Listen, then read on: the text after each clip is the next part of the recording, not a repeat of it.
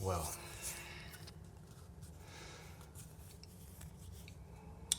facing yourself in a mirror can be one of the most destructive and most beautiful things that we can possibly do. Um,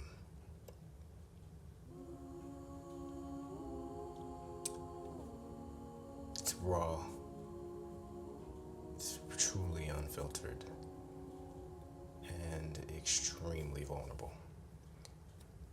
And in this particular series, that's what I choose to bring to the world. In a time when so much is happening so fast in so many different ways that it can be very, very disorienting to try to even keep up with.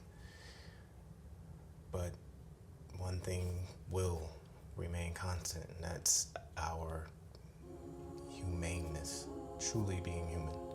And human is vulnerability, human is emotion, human is raw, and human is uncut and unfiltered. So mirror, mirror, what have you to say today? Something has really been pressing on my heart of late, and that is the notion of love. No, I won't get all sappy. At least, maybe not too much. At least that's not my intention. There's no buzzwords. There's no cool little calling or trying to just be something that I'm not. Just trying to resonate, connect with whoever connects with it.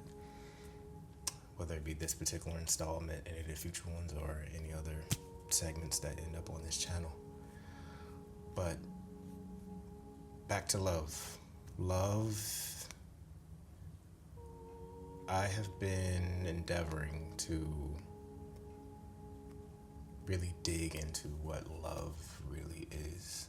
Or better put, what I want love to be for me in my life and anyone who enters my orbit. There'll be many things over the course of this series and over time that I'll go into in much more detail in many different forms, to really talk about what has led me up here, from my mother's illness, my mother's passing, my sister's illness, I guess you could say, that led to her passing, and so many things in between. But most recently, all those things in culmination to really get to a place of what love is and what it really means. And for me, that is really love in its purity. And by purity, I don't mean something holy or holier than thou or some contrived social construct notion. I mean, can I love solely for the sake of loving? Can I love someone without possessing them as a love or an object of my love and affection? And it may seem simple, like I always considered myself a gentleman, a nice guy, all the things that go into those considerations. So never would look at anyone as a possession. But when faced with love, from a recent dating scenario and fell in love madly with a person, to friendships of really loving them that seemingly of late have really started to either completely recede or hit pretty rocky ground, it has come evident to me that by its very nature of how we socially have built and contrived love to be, it's inevitably, or invariably rather, possession. It's I love you, therefore you love me. And here's the construct and binding of what the terms are of that love. And by its very nature, just starting out from a point of not really being selfless. And that's how I see and want love to be, where it truly is selfless. I don't require anything of you for loving you.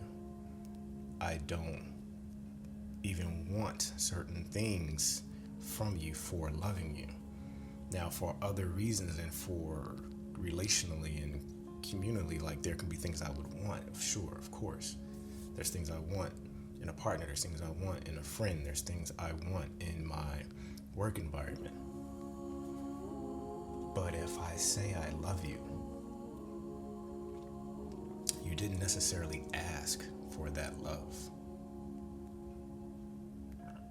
And you loving me isn't a condition of me loving you. I love you, and by the sheer energy that I want to generate of loving you, that I feel when I think about and I feel into loving you, that is the reward and the loving. The moment I put requirements around it, constructs around it, definitions around it, I'm immediately limiting it. When I can really just love the feeling that this person, that this vibration, that this energy brings me, that's the gift.